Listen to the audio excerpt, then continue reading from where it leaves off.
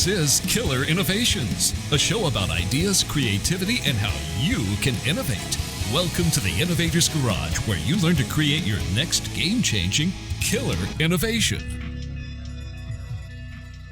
Hello, I'm Phil McKinney, and welcome to the Innovator's Garage, where we are all about ideas, creativity, and innovation, and where we introduce you to top innovators who share with you their story. Now, today we have a special guest. This is a longtime friend of mine that has been a leader in the field that he has focused in on. Today's guest is Venu Bose.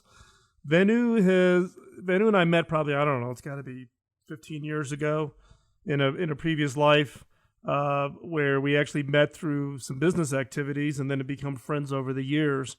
Venu has got his fingers in so many things. It's hard to keep track of what he's up to. So rather than me sitting here and, pontificate on the virtues of Venu, I'm going to let's get him in here on the show. So Venu, hey, thanks for joining and thanks for taking this time out on Sunday.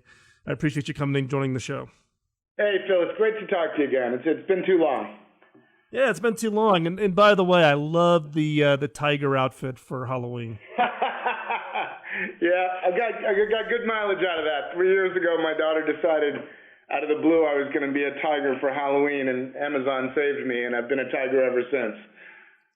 Well, that's the problem, right? When you become Facebook friends with me, and then you come on the radio show, you never know when I'm going to pop on you. I didn't think about that. So, actually, I'm trying to think back. You and I met, I guess, when you were first doing the commercialization work in a technology area called software-defined radio. So why don't you give the listeners a little bit of background on both yourself and your work, and kind of give a little bit of history and context. Sure.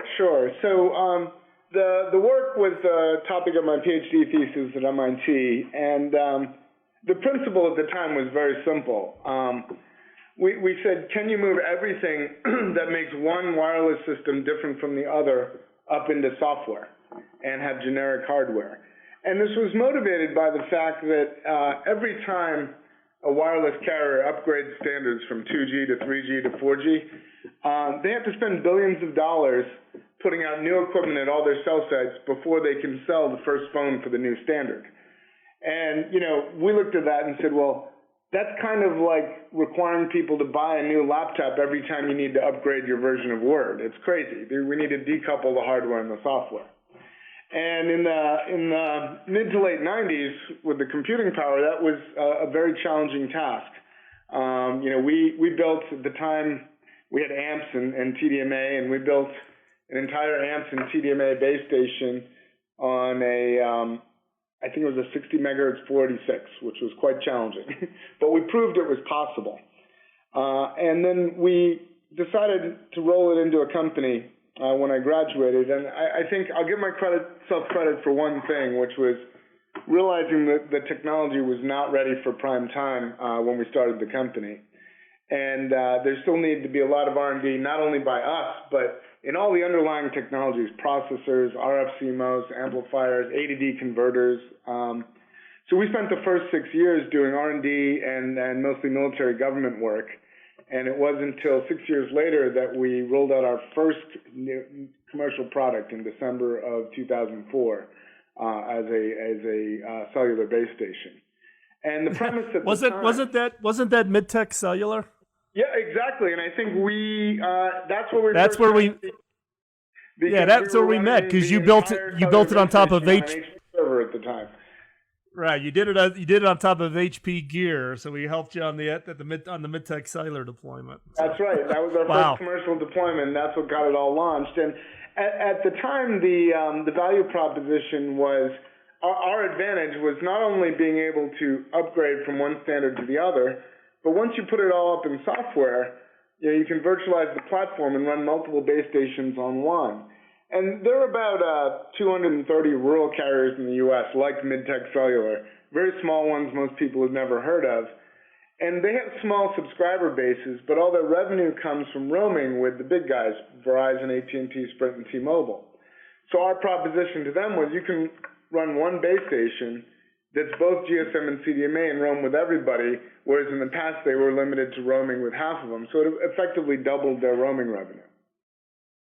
So you talked about the fact that you knew coming out when you did the work on your PhD at MIT, and then you spun it out into your company, and you knew that you had a long R&D path to get there. What were some of the biggest challenges? I mean, part of the challenge of any innovator is you may think you're ready, but it's all about, at least my perspective, it's about getting the market timing right. But what were some of those challenges that you ran into in getting that commercialization?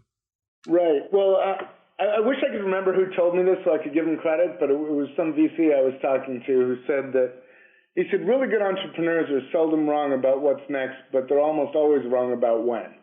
And I took that to heart. And, basically, to really do a software radio, you have to digitize a wide swath of spectrum. Right there were challenges. The analog to digital converters didn't have enough dynamic range and bandwidth to do enough at the time.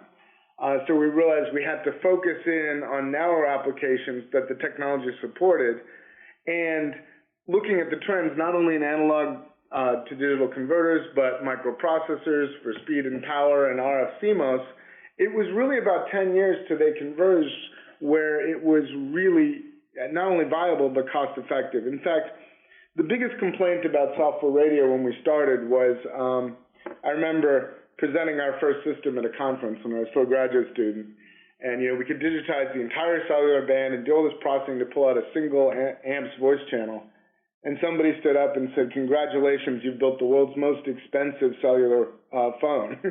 And I'd get up there and say, "Yeah, but Moore's law and nobody would buy it." And the two complaints were, look, to do it in software, the processors are more expensive and they're more power hungry, and those are two trade-offs that we can't afford in wireless. But thanks in part to two things. One, Moore's law with the processors getting faster, but for a while the faster actually hurt us because faster meant more power consumption. But then the advent of smartphones got people to focus on, hey, we need gigahertz processors that are actually low power consumption. So today, for example, we have a cellular base station, which I think we'll talk about a little later, for the rural developing market, where you need to run on solar.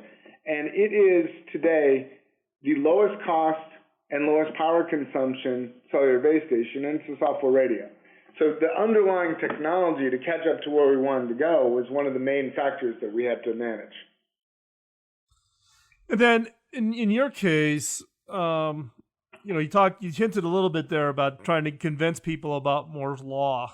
I mean, I don't know that that's been part of my frustration, having been a CTO for so many years, and now I jokingly get referred to as I'm the problem because now I'm a CEO. About being the skeptic on the new technology piece. So I don't know about you. Maybe when we come back, we're going to get ready to go to a break here in another minute or two. So we're going to pause right here for a second. We'll pick it up when we come back. But one of the things I do want to hear more about is just some of those experiences in the commercialization piece, because I think the listeners of this show, we all are running around. We got these great ideas. We're out there trying to raise money. We're trying to find that support. And we run into what I refer to as the innovation antibodies.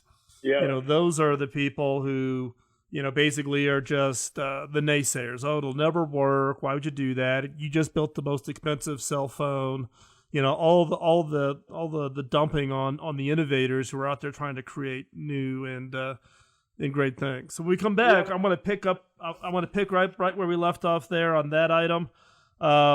And then also, I want to pick up and talk about the work in the rural areas. I know you were just in Rwanda, and you and I chatted about that. I've got a lot of activities going on there, so we can compare notes. It's kind of strange we got to do this over a radio show, right? Even though we can probably pick up the phone call. But at least we get a chance. It's the only time we get to catch up, because we both got to be standing still for some period of time. So when we come back from the break, we got to pay a few bills here. When we come back from the break, we'll pick up right where we left off with Vanu Bose talking about his innovation story and the work that he's doing, and we'll talk specifically about the impact that his work is having in rural America, but also in developing countries and bringing broadband to underserved populations, which is absolutely critical for the development that needs to occur in these parts of the world. So, listeners, we're making available for free the 2-hour Create Killer Innovations. So it actually goes through and walks you through kind of a cheater version of what's in my book. We're giving that away for free. You can just text the word innovate to 33444. If you're outside the U.S., you can just email the word innovate at killerinnovations.com. And again, when we come back, we'll pick up where we left off with Vanu Bose and talk about broadband services in rural markets and how his technology helps make that happen. You're listening to Killer Innovations. I'm Phil McKinney, and we'll be right back.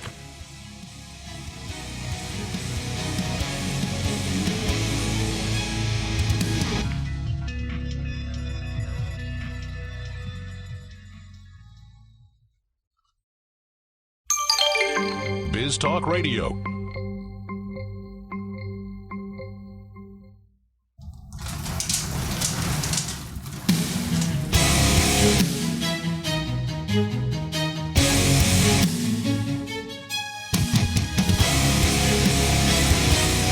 This is Killer Innovations, a show about ideas, creativity, and how you can innovate. Welcome to the Innovator's Garage, where you learn to create your next game-changing killer innovation. I'm Phil McKinney, and welcome back to our second segment with Vanu Bose. If you're just joining us, Vanu is the founder and CEO of Vanu Incorporated. Vanu formed the company, taking his work on his PhD at MIT, turning it into what I consider one of the leading firms out there in the software-defined radio space. So think about it as the taking technology and virtualizing all that hardware and all the proprietary stuff into software to make it much easier to deploy. And Vanu, let's pick up where we left off. There was two topics right at the end of the last segment that I wanted to hit on. One was your experience with the innovation antibodies. You shared a little bit about presenting while you were still a grad student and having people kind of poo-pooing your idea. And then we'll pick up and talk about the use of your technology to bring broadband into the rural market. So let's start with the innovation antibodies. What were some of the things you ran into trying to get people convinced that you could virtualize what was basically these big boxes that were very expensive in the past?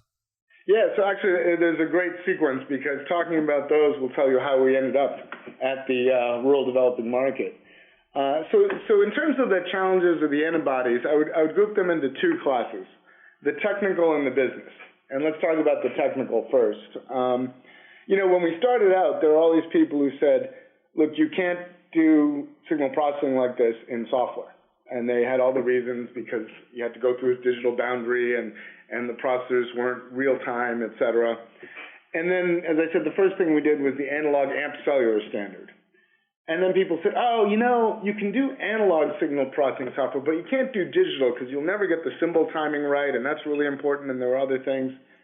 And then we did the TDMA and GSM standards, the two narrowband digital standards. And people said, well, okay, you can do narrowband digital standards, but you'll never be able to do wideband and especially spread spectrum standards like CDMA. You've got to do the chip rate processing in hardware.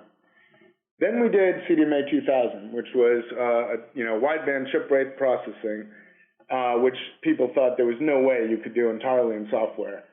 And then the question stopped, because that CDMA technology is the same basis for what was in 3G. You just do it a little wider. And 4G is actually easier from a processing perspective.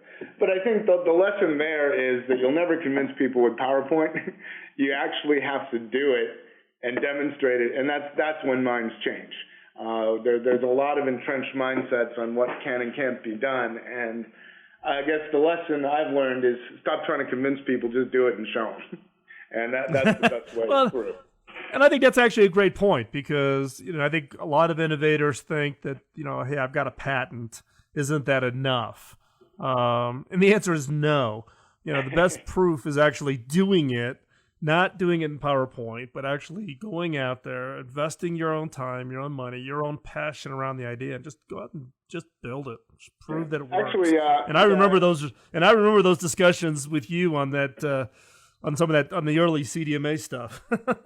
Right, exactly. And actually, the point about patents is a good one. I got some really good advice from my dad when I started, because I was all concerned about the patents. And he said, look, you think when you start your patents are the most valuable thing, but the actually most valuable patents that you'll generate are the ones you generate in the process of trying to realize this idea, because the process of realizing it is actually much harder than people realize, and that's where the valuable IP is, and that is absolutely right in our case. So you were talking about two classes of the antibodies. You talked about the technology, and then you mentioned business. What were some of the business antibodies? So, well, first I want to say we've been extremely fortunate that we had for many years on our board Clayton Christensen of Harvard Business School, who I know you're familiar with, Phil, and I imagine most of your listeners are too. And today, our marketing strategy is an embodiment of his disruptive technology philosophy. I will say, again, it was a lot harder to implement and execute on that strategy than it was putting it on the whiteboard to start with. So our mission today is to create solutions for people in places that lack wireless coverage. So you have to think about, we're entering the wireless infrastructure business, which is actually pretty small in terms of the number of companies in there, but the companies are large. It's dominated by Ericsson, Huawei, and the two Chinese vendors. All multiple tens of billions in revenue. And we are actually now the only small company that's broken through as a tier one vendor to a tier one carrier, which for us is Vodafone in India. But getting there was a difficult path. And the key thing is, Clay talks a lot about competing against non-consumption, which is go after a group of people or customers who can't use the technology either because it's too complicated or it's too expensive or for some reason they don't have the logistics to use it. And it took a while for us to figure out, well, what's non-consumption in wireless infrastructure? And finally we realized non-consumption is anywhere that you don't have good wireless coverage, because every carrier would like to take out the magic marker and color in the entire map. The only reason they don't is current technology doesn't make it cost-effective for them to provide coverage in many locations, such as inside of buildings, in rural areas, in tunnels, on ships. So these are all the things that we focus on as a company. We don't try to build better 4G systems for Manhattan. That's done really well by Ericsson and Huawei. And we try to fill in the gaps where their technology has not been able to give the carriers a cost-effective solution. And one of the first things we looked at was originally in conjunction with Tata Teleservices in India, in-building coverage. It's hard everywhere. It's really challenging in the developing market. So we created an innovative solution that actually used the public internet to securely backhaul cellular systems to eliminate costs, and have deployed several thousand of those in India. But as we did the market segmentation, it quickly became clear that of the uncovered areas, there was one area that dwarfed everything else, and that is the rural areas in developing markets. Now, that's not to say that rural areas in the U.S. aren't a problem, and we have a solution there. We have a network running in Vermont. But the developing market has an additional challenge in that a typical high cell site takes about 4 kilowatts of power. There's 1 billion people in the world who don't have power and another 1.5 billion who don't have access to reliable power. And those 2.5 billion pretty much don't have good communications for that very reason. So we looked at this problem and realized there's sort of a perverse inversion of the economic model in rural areas. So in rural areas, your revenue per cell site is lower. In the U.S., it's because we have such low population areas in rural, so you don't get as much revenue per cell site. And in the developing markets, it's because the average revenue per user is so low. It's about $1 in rural India and rural Africa, $1 per month that people can spend on their cell phone. So how do you make, Hey Vanu, let's hold up here just for a second. We're going to take a quick break because I want to really dig in on the Africa thing with my work in Rwanda also. So stay right there. Yeah, cool. We'll be right back and pay a few bills. I'm Phil McKinney, and this is Killer Innovations.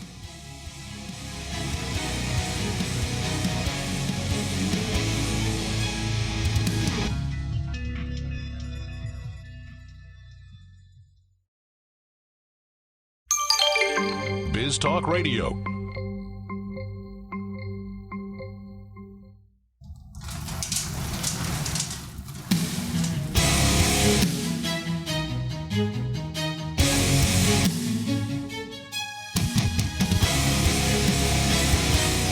This is Killer Innovations, a show about ideas, creativity, and how you can innovate.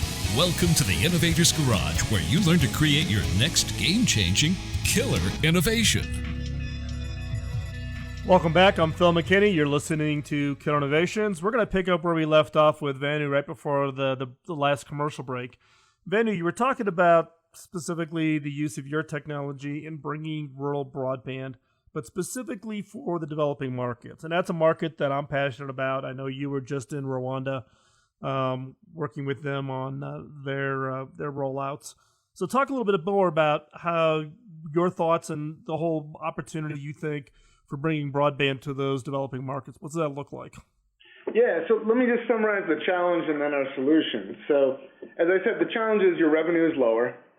And then in the rural developing markets, the cost of running the network is actually higher because when you don't have electricity, they run the sites off of diesel. And diesel can cost you between $2,000 and $4,000 a month in rural areas of these countries. And that's, remember, your subscribers are only paying $1 a month, so it's kind of hard to make up that difference. So you really, we created a solution by combining both technology and business model evolution, and there's three aspects. Number one is we created a wholesale network, meaning we build a network, but we don't have subscribers. This was from our learning of dealing with the folks like Midtech Cellular and all. There's so many of these small guys, but they struggle. They don't have economies of scale. They don't have enough volume to sell the iPhone. And we said, world doesn't need another rural carrier that can't sell the iPhone. So as I mentioned, our first network was in Vermont.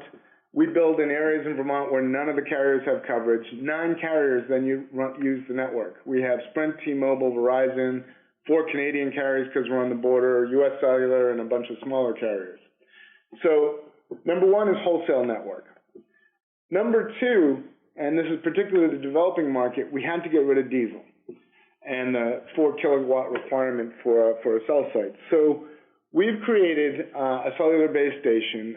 The GSM version of it consumes only 50 watts of power, like a dim light bulb. But it's not just the power consumption. A lot of the power at these sites goes into cooling the equipment, which we couldn't afford either. So it's an 11 by 12 by 4 inch base station, consumes 50 watts of power, and is rated to run to 55 degrees C, which is about 132 degrees Fahrenheit. And again, going back to innovation, people just didn't believe you could run a network completely off solar and with those temperature requirements. So we did a trial for a full year on 2 sites in Zambia, and it ran for a full year on solar and battery and made it through the Zambian summer. So once it makes that, everybody agrees that it can handle the temperature. But then there was a third innovation needed to get the overall cost of running the network down. And this really was motivated by one of our board members who's, I know, a good friend of yours too, Phil, Barry West, the former CTO of Sprint Nextel. And Barry said to me one day, he said, I've built a lot of rural sites at Sprint and Nextel, and the traditional thinking is in a low population area, you want to build the tallest, highest power site you can to cover the most area. Barry looks at me and says, but mostly you just cover more rocks and trees, and they don't generate enough revenue. So we said, what would it look like if you had a network where people live, work, and commute? If you have coverage in those 3 aspects of your life, you'll be pretty happy. What it turns out, and this is true, we've looked at Vermont, Alaska, North Carolina, Nepal, Zambia, and now Rwanda. Almost all of the homes and businesses are within half a mile of some road. Not a highway, but a secondary or tertiary road. So suddenly we realized, hey, if we cover those roads in half a mile on either side, we get all the places people live, work, and commute. So this allowed us to do something that most of the industry still thinks is radical, which is we can cover rural areas with small cells. For traditional carriers, small cells are for in-building and urban infill, not for rural coverage. So we have 110 sites up in Vermont covering rural areas, roads and half a mile to a mile on either side of the road.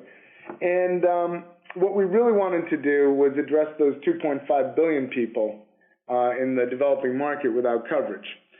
And we were looking around for a place to pilot this whole concept. And we're working with our partners at Facebook, who have been great supporters. And they said to me right away, they said, if you want to pilot somewhere in Africa, go to Rwanda because things work in Rwanda. And if the last thing you know about Rwanda is Hotel Rwanda, you need to take another look. It is one of the most impressive countries in Africa. Things work really well. The government's streamlined and really focused on helping the people. So we've gone out and surveyed the rural areas, and we're going to build a wholesale 2G, 4G network in rural Rwanda running off solar power.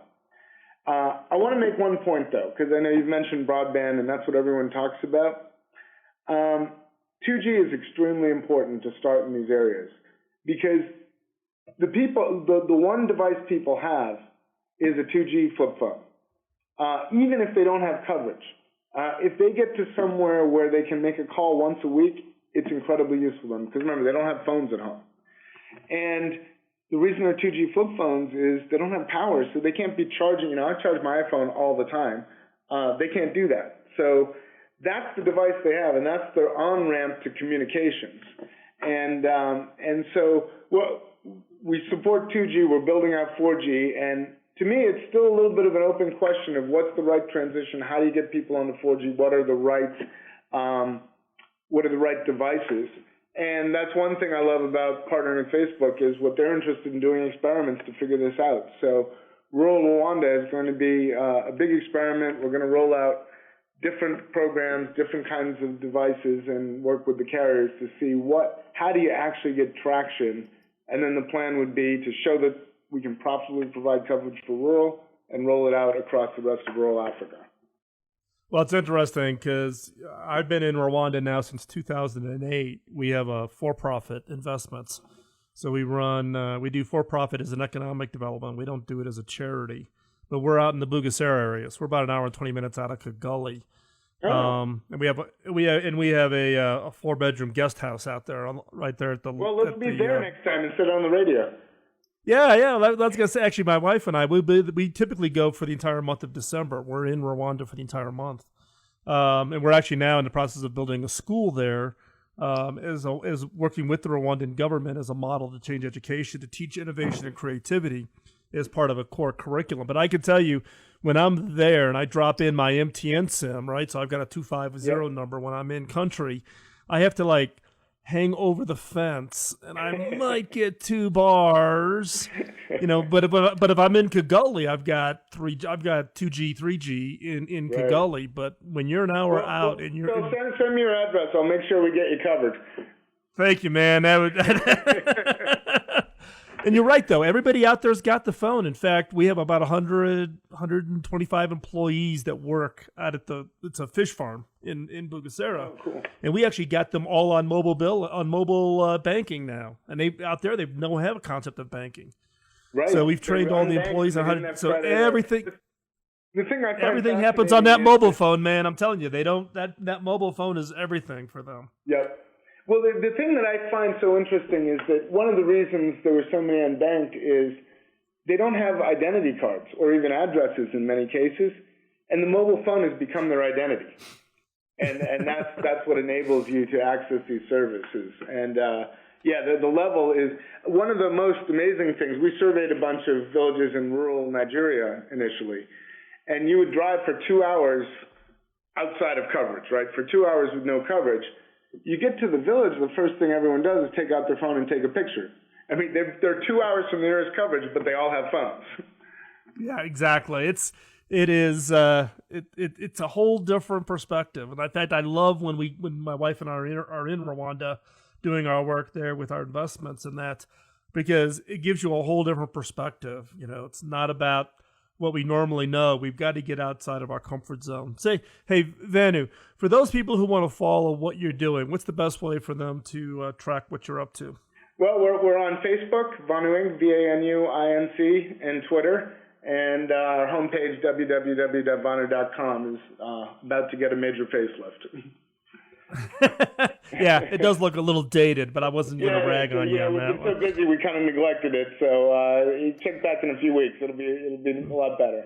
But the most up-to-date information's on Facebook, including I was privileged to have a meeting with President Kagame last time in Rwanda, who is fully behind this effort. So we have. Yeah, in fact, I saw your picture with President Kagame, and That's actually great, and we actually should team up because I think there's a lot Absolutely. that there's so much that we all could be doing in these developing countries to bring technology and innovations that could really be transformative to people's lives. And as we say about this show, we're about changing the world. So, Vanu, thanks a lot. Listeners, stay tuned. We're going to be right back after this commercial break. We're going to have a killer question that is just going to flip you out. So stay tuned. Don't go anywhere. I'm Phil McKinney, and this is Killer Innovations.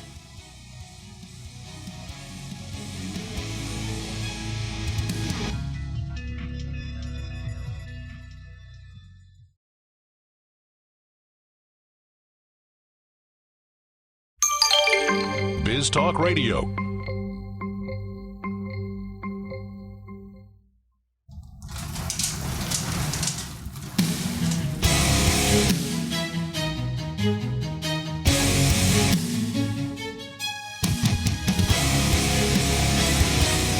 This is Killer Innovations, a show about ideas, creativity, and how you can innovate. Welcome to the Innovator's Garage, where you learn to create your next game-changing killer innovation. So are you ready? You ready for this week's killer question? Now, normally in the killer questions, we talk about products, we talked about customers, your target market segments. This week, though, we're going to take a little bit of a different twist on the killer question and talk about where do you actually do your R&D. So this week's killer question is where do you perform product research and development? Where else could this be done? Now, I'm speaking here from my own personal experience of having been CTO at HP and in my current role. And this is an important question, particularly if you have a leadership role within your organization. So the key here is what is your organization's philosophy about design and development? Do you have a philosophy that says keep everything in-house, or do you outsource as needed? Now, there's two schools of thoughts on this. By keeping it in-house, you can build a sense of continuity and cohesion. It links the entire product family or services you're creating, keeps them all together. Or you can outsource as needed. You're hiring the talent for specific products, and then you move on once it's completed. Now, neither is right or wrong. The more important point is to have a rationale for whichever strategy you choose and to extract the most value from it. So look at a company like Herman Miller, the office furniture company. The Aeron chair is an iconic design. Every startup has Aeron chairs or had Aeron chairs, but it's not designed internally. Instead, Herman Miller outsourced the design to leading designers that have their own firms. And the famous husband and wife team, Charles and Ray Eames, designed the classic 1950 Eames chair the same way for Herman Miller. The point is that Herman Miller knows what their strengths are, which is manufacturing and distributing the final product. They also have a huge amount of practical expertise. For instance, they have experts in ergonomics, the less obvious details that are critical to the overall comfort and practicality of a product. They share this very specialized knowledge with the designers and then throw the company's expertise into selling the final piece of furniture. Herman Miller has a very different idea of where design, research, and development should take place. And Herman Miller has adopted the philosophy that it's more important to ensure the product and the brightest are working on the product, and that your highest priority then is making sure that the work is done in-house. So it's not about doing it in-house. It's really about getting the best and the brightest working on it, and then using your expertise. In the past, I've led projects that were going to be, make it specifically for a specific country. So why would you design in the U.S., right? So if you're going to do something for India, do R&D engineers in Cupertino, California know what people in India need? So if you're going to design it for a specific market, then you need to throw out the rules about how it's done in the past and do the R&D closer to the customer. So in our case, we would actually send the team to that country. And in one case, we interviewed 2,600 countries and drove the R&D from there, not from the U.S. Now, sometimes you have to put your resources in the right place to get the right results. You need to be aware of the fact that your team will have gaps in their life experience, their beliefs, and their focus. This may not matter in 99% of the projects you assign them, but there will be times when these gaps are a problem. Consider the possibility that you need to look outside your walls to find the right brains for the specific task. You're not going to have 100% of the resources you need inside your organization. It's just too costly to keep these highly specialized people on the bench until you need them. If you're an employee in one of these specialized departments, you need to be aware of how this shift is going to change your value to your organization. If you believe there's a coming transition to the creative economy, then your future worth and career is dependent on your ability to come up with ideas for a number of companies rather than just one. And as soon as you go dry of those ideas, you're out of luck. But you're in luck because you're listening to this podcast. Another element of this killer question is that you need to consider is the concept of open innovation, which has been a hot topic for the last few years. Open innovation is the approach where organizations go outside to secure a funnel of ideas. One example is companies who partner with state universities to leverage government-funded research, or companies who sponsor promising high school students in the hopes that they will join their workforce after graduation. The U.S. government is actually even using programs like Top Coder to create open-sourced idea channels. And companies like Procter & Gamble post tough engineering problems on dedicated websites and offer prizes for the first person to come up with a solution. So how does this affect you and your business? No matter what size your organization is, you have to recognize the importance of embracing the open innovation concept as you source your ideas. One of the challenges with innovation today is that many people believe that high-impact innovation comes from large companies, and that's not the case. Small Business Administration reports that while small firms are granted only 8% of all patents, they receive 24% of all patents issued in the top 100 emerging technologies. So the source for ideas in the new and emerging area is strongly influenced by startups. And patents issued to small businesses are not broad and generic, they're very focused. And so this means that large companies are looking for sources of innovation outside their four walls, and they realize they need to do their part with others are doing, either by partnering with innovative startups, acquiring them, or investing in them. Procter & Gamble has stated that they have a target of 50% of their innovations need to come from outside the company, which forces their people to seek out others who are doing interesting stuff, not just relying on what's happening in their own labs. So innovation used to be all about confidentiality, funding your own research and development. The future is different. This shift from the knowledge economy to the creative economy requires that organizations think differently about their funnel. These fundamental values in the new economy is ideas, and ideas can come from anywhere and anyone. You don't need machinery or a lot of capital to have ideas. The creative economy relies on the individual ability to come up with interesting and compelling ideas. So the sparking questions for this week is, are you doing your R&D 100% internally or externally, and do you really understand why you do it this way? How confident are you that you have the best possible R&D teams working on your projects? And what would be the result if you radically changed your approach to research and development? So get your notebook out. 10 minutes a day, that's not much time, but it can have a huge impact on you and your career. And think about this in the context of your own career as an innovator. So go ahead, get out there and start working. Stay up to date on everything going on here at the Killer Innovations site. Go out to the site, check it out. Also, you can text the word innovate to 33444. If you're outside the U.S., you can send an email to innovate@killerinnovations.com. Don't forget, check out the site. That's where the show notes are. Also, check out BizTalk Radio Network. Visit biztalkradio.com. You can grab the mobile app. Also, drop me a note at phil@killerinnovations.com if you have any ideas for potential guests for the show. We greatly appreciate all of that support and help. This week's show is being engineered by Jeremiah. He's new to the team, and I want to welcome him on to the team here to help us with putting this show together. That support is critical to delivering you great content. So stay tuned. I'll be back next week. I'm Phil McKinney. Don't let the innovation critics get you down. Keep on innovating, and we'll talk to you next week. Bye-bye.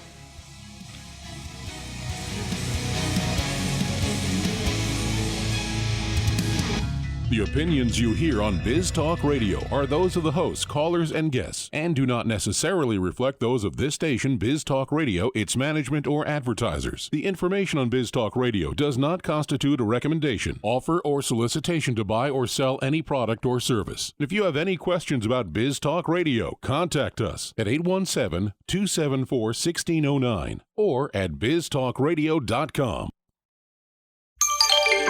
Biz Talk Radio.